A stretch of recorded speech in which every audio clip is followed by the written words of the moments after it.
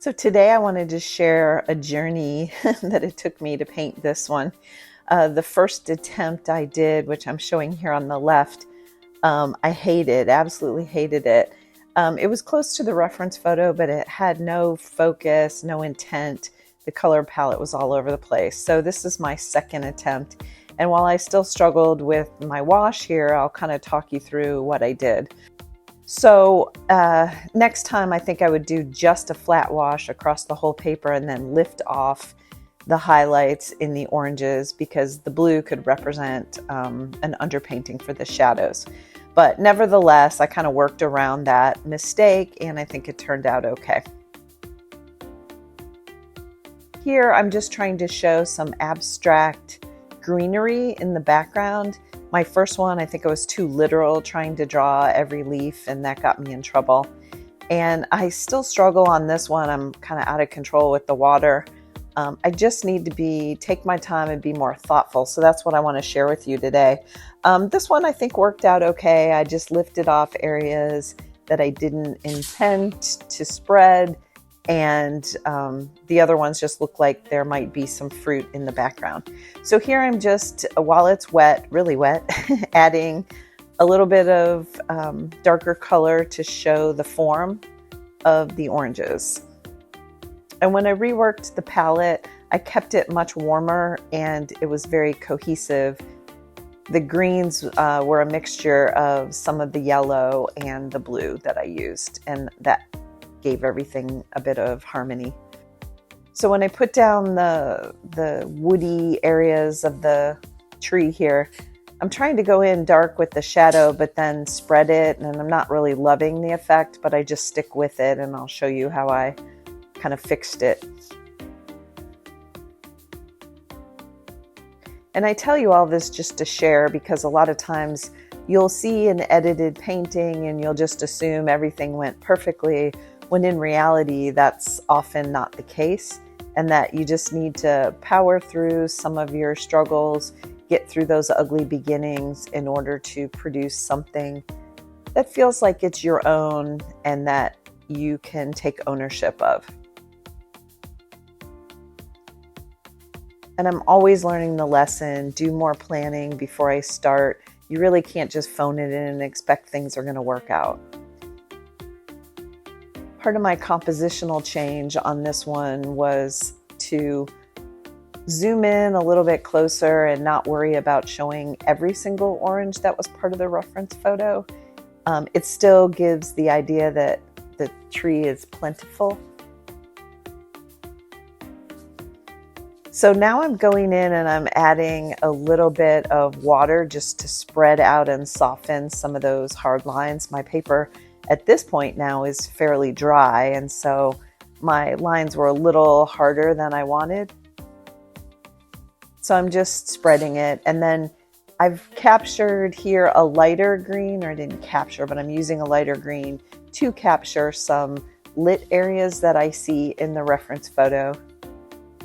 And again, I'm trying to be abstract with the leaves and not be too literal.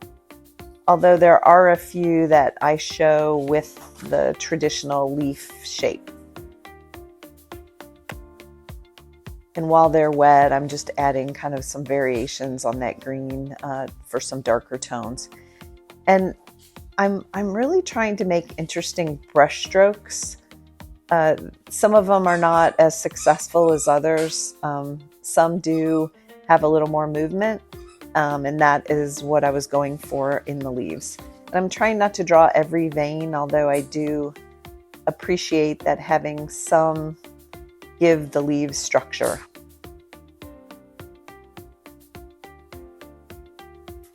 So just mixing in the greens and trying to leave that top left area a little bit more open for a more interesting composition. So not everything is equal in weight and scale.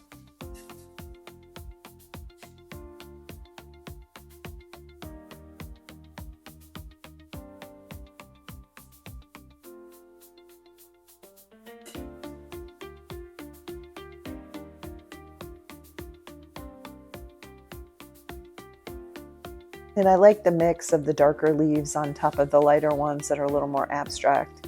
I think that's a nice effect to imply that there's something going on in the background. And here I'm just trying to smooth out those soft edges on the oranges with more intense color to again show that it's a round shape.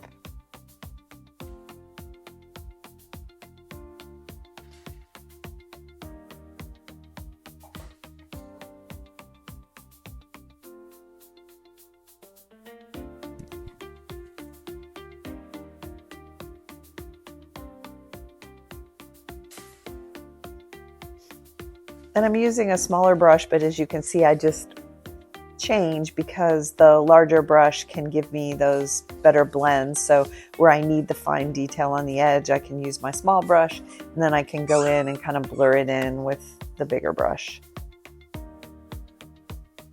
Just varying that orange tone. We know nature is not perfect, and so it has a nice mix, and that's going to make it feel more realistic. And then just playing around with different textures. I tried to speckle, wasn't really loving that, so I'm just blending that in. And at this point, you need to start looking across your painting and decide, is your value story correct? Are things realistically darker where they need to be and lighter where they need to be? And then adding in some sharper details as we get closer to the finish line. And just constantly weighing in, the values against your composition.